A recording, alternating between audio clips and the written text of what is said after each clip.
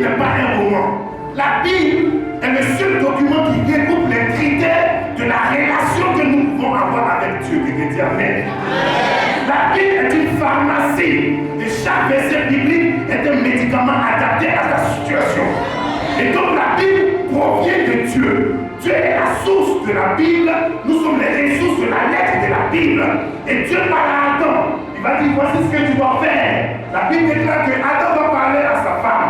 Un homme ne parle pas à sa femme aux yeux des hommes. Il parle à sa femme dans son intimité. Il parle à sa femme dans sa maison. Il parle à sa femme lorsqu'ils sont deux. Mais la Bible va nous enseigner qu'en Genèse chapitre 3, quelqu'un va s'introduire dans le jardin. Et la Bible va l'identifier comme étant le serpent. Bien aimé, lorsque vous devez marcher dans le sens d'une responsabilité, vous ne devez pas laisser tout le monde rentrer dans votre 5 mètres.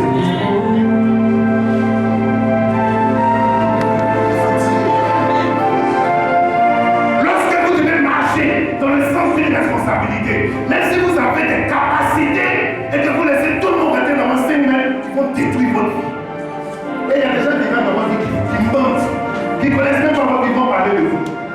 C'est vous qui avez payé. Le serpent, la Bible dit, il était le plus rusé des animaux. L'homme ne marche pas par la ruse, l'homme marche par l'intelligence et la sagesse. Mais écoutez-moi, quelqu'un dit révélation. Quelqu'un dit révélation. Le serpent est comme le plus rusé des animaux, pas de toute la terre, pas de tous les hommes. C'est-à-dire que le serpent identifié par le diable, si sa ruse devait porter sur quelque chose, c'était sur les animaux. Il est le plus rusé de qui? Des animaux. Alors, quand le serpent vient vers elle, on lui dit tu peux manger, il a pris elle comme un animal. Chaque fois que le diable va te faire poser des actions d'irresponsabilité, il t'a pris comme un animal. Refuse d'être un animal, sinon aux yeux du diable, tu es un animal et aux yeux de Dieu, tu es irresponsable.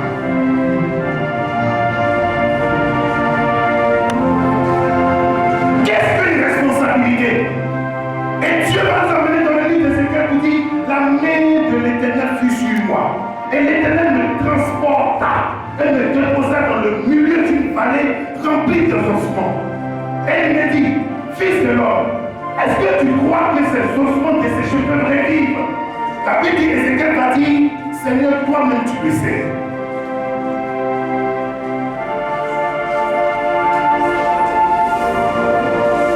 La main de l'Éternel fut sur qui? Sur Ézéchiel. Ézéchiel était prophète de Dieu. Ézéchiel était le choix de Dieu. Quand la main de l'Éternel vient sur la vie de quelqu'un, c'est que Dieu a choisi la personne. Les hommes peuvent te choisir et ils vont te jeter après. Quand il y a mariage, il y a du poisson. Quand il y a travail, après on peut te renvoyer du travail. Quelqu'un peut te prendre du travail dans sa société ou dire avec lui, si tu ne fais pas ce qu'on fait, il peut te laisser. Mais quand Dieu te choisit, il t'a choisi. Il dit la main de l'Éternel fut sur moi. Écoutez, la main de l'Éternel, c'est l'approbation de Dieu, c'est le choix de Dieu, c'est l'onction de Dieu.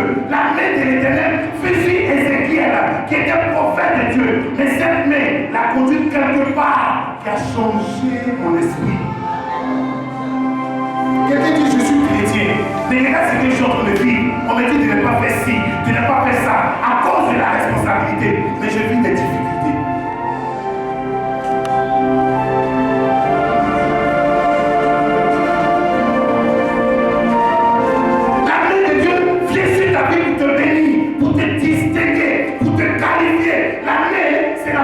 Du corps humain qui termine le bras. Sans la main, le bras n'a pas de valeur. Tu peux porter beaucoup d'idées, mais tant que tu ne les exprimes pas, on ne la voit pas. Il dit la main de l'Éternel. Écoutez, Dieu est le Dieu créateur du ciel et de la terre. Voici une personne qui dit la main de Dieu fut sur lui, mais l'Éternel le transporte et le dépose dans le milieu d'une vallée. C'est quoi la vallée? La vallée, c'est le signe des difficultés, c'est le signe de l'incompréhension, c'est le signe des choses que nous ne comprenons pas. La vallée peut être des choses difficiles. Tu peux traverser une vallée lorsque tu vas perdre ton mari, tu vas perdre ta femme, tu vas perdre ton travail, tu vas perdre tes amis, tu vas perdre quelque chose de proche pour toi. La vallée est quelque chose que Dieu te met dedans afin de pouvoir te former former, afin de pouvoir galvaniser ta foi, afin de pouvoir t'orienter, pour que toi seul, tu puisses compter sur lui. Tout le monde, avant de voir la gloire, passe par la famille. Il dit la main de l'Éternel fut sur moi et l'Éternel me transporte. Ah!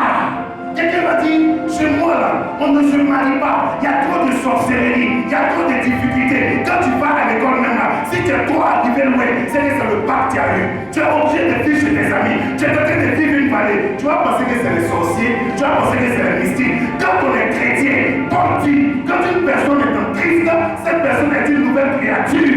Les choses anciennes sont passées et voici, toutes choses sont devenues nouvelles. Quand tu es chrétien, le sorcier ne peut rien contre toi. Quand tu es chrétien, le mystique ne peut rien contre toi. Quand tu es chrétien, le marabout ne peut rien contre toi. Mais c'est difficile la difficulté. C'est la main de Dieu qui vient te former.